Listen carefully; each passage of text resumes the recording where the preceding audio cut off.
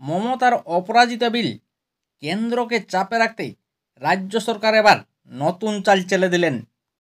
পশ্চিমবঙ্গ বিধানসভায় মঙ্গলবার পাশ হয়েছে অপরাজিতা উইমেন অ্যান্ড চাইল্ড বিল 2024। এবার সেই বিল পাঠানো হলো প্রধানমন্ত্রী নরেন্দ্র মোদী এবং কেন্দ্রীয় স্বরাষ্ট্রমন্ত্রী অমিত শাহের কাছে।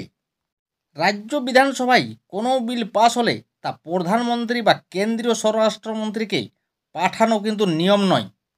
নিয়ম অনুযায়ী বিধানসভায় পাশ হওয়া যে কোনো বিল পাঠানো হয় রাজভবনে, আর সেই বিলে রাজ্যপাল স্বাক্ষর করলেই তা কিন্তু আইনে পরিণত হয়।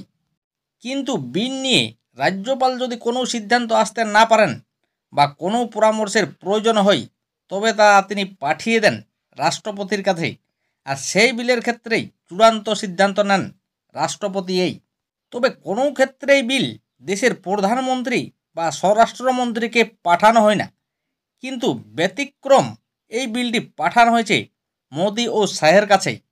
তবে মোদী ও শাহের পাশাপাশি সিভি আনন্দ বোসকেও পাঠিয়েছেন বলেই বিধানসভার সচিবালয়ের একটি সূত্র কিন্তু জানিয়েছেন।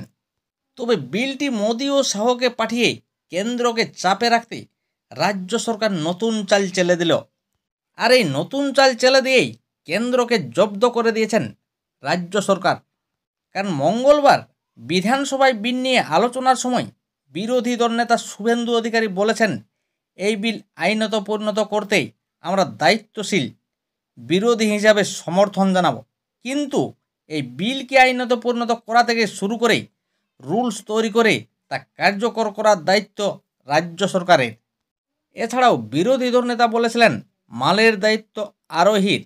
আর বিরোধী দলনেতার এমন কৌশল চালের পর দিনেই স্পিকারের পাশ হওয়া বিলের কপি মোদী শাহের মন্ত্রকে পাঠানোকে শাসক দলের পাল্টা কৌশল হিসাবে দেখছেন রাজনীতিবিদরা।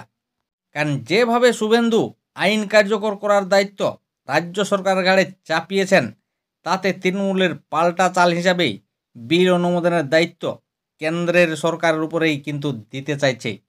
তবে কিন্তু মঙ্গলবারে বিধানসভায় মুখ্যমন্ত্রী বলেছিলেন, বিরোধী দলনেতা রাজ্যপালকে বলুন বিলে তাড়াতাড়ি অনুমোদন দিতে।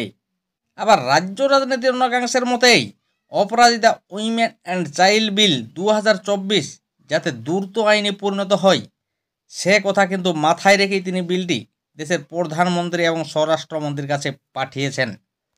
এরপর এই বিলটি কবে কার্যকর হয় সেটাই কিন্তু এখন দেখার বিষয়।